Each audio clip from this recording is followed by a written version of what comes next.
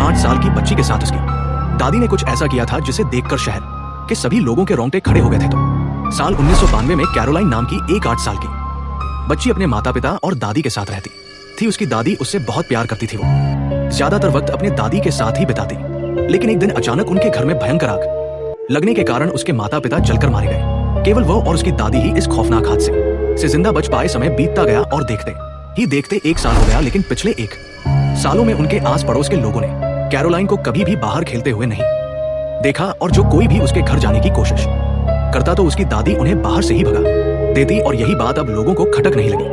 उन्हें अंदाजा हो गया था कि कैरोलाइन के साथ कुछ तो बुरा हुआ है। इसी बात का पता लगाने कुछ लोग आधी रात को उसके घर के खिड़की से अंदर गए, और जब वो कैरोलाइन के कमरे में गए तो वहां उन्हें बहुत ही गंदी स्मेल आने लगी। कमरे में केवल कैरोलाइन के कपड़े और खिलौने बिखरे पड़े थे। तभी अचानक उनकी नजर बेड के नीचे गई। वहां उन्होंने देखा कि कैरोलिन का पूरा शरीर बहुत ही बुरी तरह से जला हुआ था। उसकी आंख की जगह शर्ट के बटन लगे थे और उसका पूरा मुंह धागे से सिला हुआ था। ये देखकर उनकी आंखें फटी की फटी रह गई और वह बिना कुछ बोले वहां से भाग गए। अगले दिन पुलिस ने उस बूढ़ी औरत को गिरफ्तार कर लिया और पूछताछ करने पर एक ऐसी सच्चाई सामने आई जिसने पुलिस वालों के भी रोंगटे खड़े कर दिए।